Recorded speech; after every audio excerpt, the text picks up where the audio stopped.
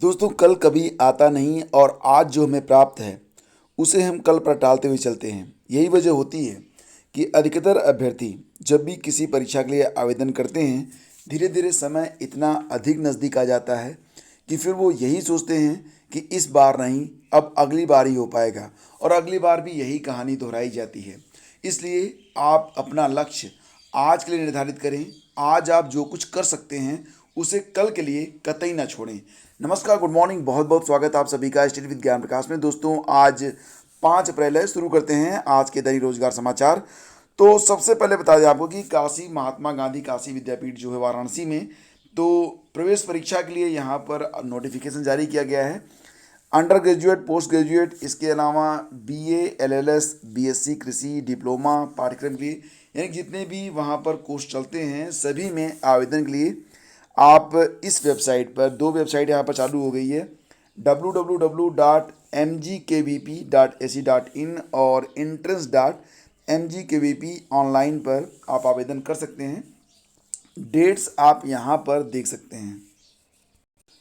तो फ्रेंड्स, यहाँ पर 3 अप्रैल से लेकर 5 मई तक जो है ये डेट्स हैं। हालांकि लेट पेमेंट के साथ, 200 रुपये लेट पेमेंट के साथ 6 मई से लेकर 12 मई तक भी आवेदन हो सकते हैं। और इसके अलावा अगर 500 रुपये आपको लेट पेमेंट देना होगा तो आप 13 मई से लेकर 18 मई तक आप आवेदन कर सकते हैं। तो फिलहाल ये डेट्स हैं, लेट पेमेंट और विदाउट लेट पेमेंट, जो भी जिसको पसंद हो वो उसी के अनुसार अपना आवेदन कर सकता है। जो प्रवेश परीक्षा होगी उसकी जो आवेदन यहाँ पर बताया गया है कि प्रवेश परीक्षा आवेदन पत्र विश्वविद्यालय की वेबसाइट से ऑनलाइन प्रिंट करने की जो लास्ट डेट है वो भी यहाँ पर दी गई है। ये नोटिफिकेशन आपको हमारे टेलीग्राम चैनल स्टडी विद ज्ञान प्रकाश पर भी उपलब्ध रहेगा, ताकि अगर आप आवेदन करना चाहें तो इस नोटिफिकेशन को खुद ही एक बार देख सकें। और बीएचयू में भी अब पीजी के लिए कॉमन एंट्रेंस टेस्ट की तैयारी हो रही है। जेएनयू और डीयू के बाद बीएचयू में भी अब पोस्ट ग्रेजुएट कोर्स में प्रवेश के लिए नेशनल टेस्टिंग एजेंसी यानी कि एनटीए, वही संस्था जो यूजीसी नेट की परीक्षा लेती है, तो वहाँ से कराई जा सकती है। कॉमन एंट्रेंस टेस्ट के तहत बीएचयू ने यूजीसी की एडवाइजरी कमेटी से निवेदन किया है कि पीटी परीक्षा भी करवाई जाए, यानी कि पोस्ट ग्रेजुएट के लिए जो एंट्रेंस टेस्ट होता है वो भी करवाया जाए। हालांकि इस सत्र से में तो मुश्किल है, इस सत्र में स्नातक में कॉमन एंट्रेंस के लिए परीक्षा हो सकती है, मगर पोस्ट ग्रेजुएट के लिए यह अभी मुश्किल है। बहरहाल, सूत्रों के अनुसार विश्वविद्यालय व अन्य जिम्मेदार संस्थानों के बीच इसे लेकर एक अनौपचारिक सहमति बन चुकी है।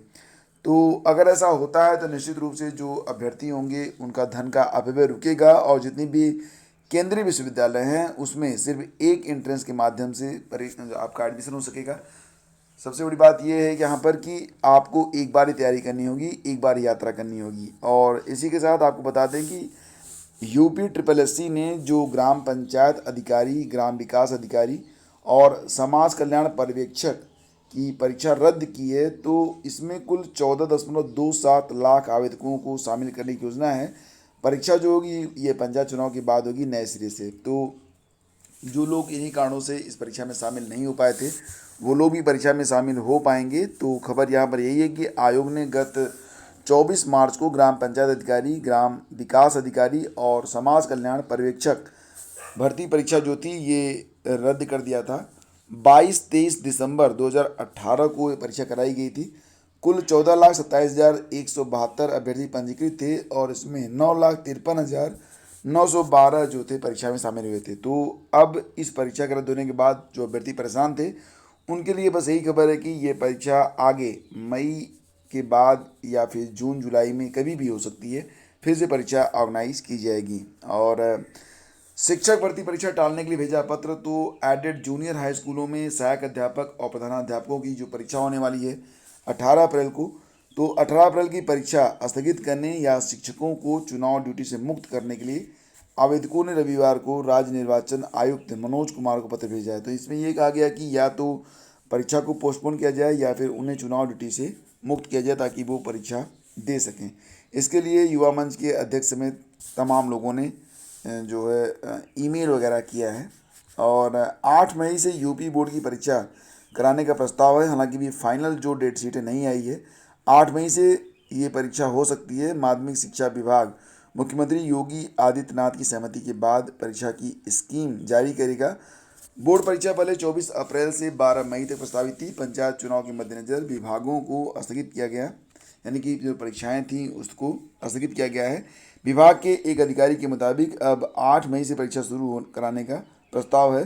परीक्षाएं मई में संपन्न कराकर जून के अंत तक परिणाम घोषित कराने की योजना है। परीक्षा के लिए परीक्षा केंद्र सहित अन्य व्यवस्थाएं पहले से ही तैयार हैं।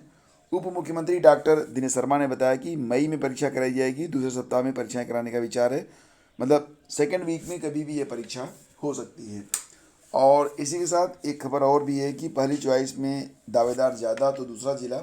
बात यहाँ पर हो रही है बीएड प्रवेश परीक्षा के बारे में। तो यहाँ पर प्रदेश के बीएड कॉलेजों में दाखिले के लिए ऑनलाइन आवेदन की जो प्रक्रिया है वो खत्म होने के बाद अब केंद्र निर्धारण की प्रक्रिया शुरू हो गई है। अभ्यर्थियों से परीक्षा केंद्रों के लिए जिले की चॉइस मांगी गई थी, साथ ही उन्हें संशोधन का मौका भी दिया गया है। जिन जिलों की मांग ज़्यादा होगी वहां पर्याप्त संख्या में केंद्र आवंटित करने के बाद जो अभ्यर्थी शेष बचेंगे उनको दूसरी वरीयता के अनुसार सेंटर आवंटित किया जाएगा। 75 जिलों में 19 मई को इसकी परीक्षा होनी है, तो डेट है 19 मई। कुल 5,91,252 अभ्यर्थियों ने इसमें आवेदन किया है और सभी को ऑनलाइन आवेदन पत्रों में त्रुटियां दूर करने के लिए 4 अप्रैल तक का मौका दिया गया था। बीएड की राज्य प्रवेश समन्वयक जो हैं प्रोफेसर अमिता वाजपेयी, उन्होंने बताया कि परीक्षा केंद्रों के निर्धारण के लिए यूपी के 75 जिलों में डिप्टी नोडल कोऑर्डिनेटर जो है वो नियुक्त किए गए हैं और इन अधिकारियों को प्रवेश परीक्षा के लिए केंद्रों का चयन करने के लिए कहा गया है। अब ये देखना है कि किस शहर को कितने अभ्यर्थियों ने चुना है। जहां अभ्यर्थी ज़्यादा होंगे वहां उन्हें दूसरा विकल्प दिया जा सकता है। और पिछले साल बने थे 1300 केंद्र, इस बार ये संख्या बढ़ाने की बात कही जा रही है।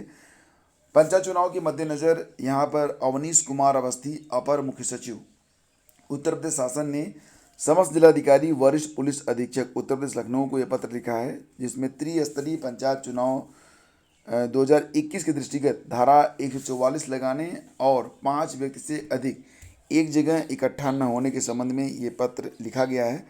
इसमें जो कहा गया है वो ये है कि इस संबंध में मुझे ये कहने का निर्देश हुआ है कि त्रिस्तरीय पंचायत चुनाव के प्रचार हेतु, मतलब यहाँ पर आप इस लाइन को पढ़ सकते हैं, चुनाव प्रचार हेतु आयोजित किए जाने वाले सार्वजनिक प्रचार प्रसार कार्यक्रम तथा सार्वजनिक सभा हेतु किसी भी गांव में 5 व्यक्तियों से ज़्यादा एक जगह इकट्ठा न हो, इसके लिए कड़ाई से अनुपालन हेतु आवश्यकता अनुसार जनपद में धारा 144 लगा दिया जाए। यदि इसका उल्लंघन किसी व्यक्ति या संस्था द्वारा किया जाता है तो संबंधित व्यक्ति संस्था के विरुद्ध वैधानिक कार्रवाई की जाए। कोविड-19 को देखते हुए सार्वजनिक भोज आदि की व्यवस्था न की जाए जिसमें कोविड के प्रसार की संभावना हो। तो यानी कि जो धारा 144 है वो लागू है और कहीं पर भी 5 से अधिक लोग एक साथ एकत्र नहीं हो सकते हैं। और फ्रेंड्स, यूपी पीसीएस के इंटरव्यू चल रहे हैं, इंटरव्यू में 2020 के लिए, और ये जो इंटरव्यू है ये 8 अप्रैल तक चलेगा। तो कुछ प्रश्न आपके सामने हैं। देखिए, अगर आप यूपी पीएससी के एस्पिरेंट हैं तो इन प्रश्नों को आपको एक बार देखना चाहिए और अपने आप को खुद को तैयार करना होगा आपको, ताकि आप ऐसे प्रश्नों का अगर कभी आपको सामना करना पड़े तो इसका सामना आप आसानी से कर पाएँ। दक्षिण भारत के किसी राजवंश का नाम बताएं। अंकोर वाट मंदिर के बारे में बताएं। थाईलैंड और भारत के प्राचीन कालीन संबंधों के बारे में आप क्या जानते हैं। थाईलैंड पर भारतीय संस्कृति का प्रभाव कैसे पड़ा। इतिहास में कौन सी घटना आपको सबसे ज़्यादा प्रभावित करती है और क्यों। नमामि गंगे योजना में नदी के दोनों तरफ पेड़ लगाना क्या सही है। बच्चों को मैथमेटिक्स क्यों पढ़ाते हैं। भारत में किसी प्रसिद्ध गणितज्ञ का नाम बताएं। गीता का दर्शन क्या है। बुंदेलखंड की जनजाति के बारे में बताएं। हवाई जहाज़ किस सिद्धांत पर उड़ता है और एयर टरबाइन कैसे काम करती है।